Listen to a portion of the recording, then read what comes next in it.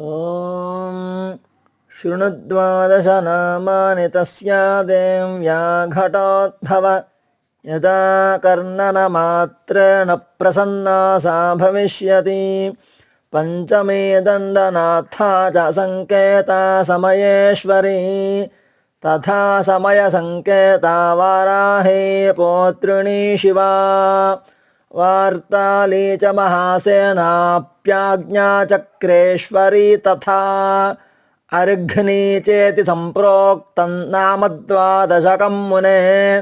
नाम द्वादशकाभिख्य वज्रपञ्जरमध्यगः सङ्कटे दुःखमाप्नोति न कदाचन मानवः।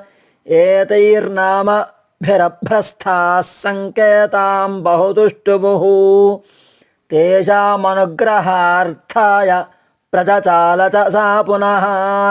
ॐ वाराहिदेव्यै नमः। प्रार्थनापूर्वकसाष्टाङ्गनमस्कारान् समर्पयामि।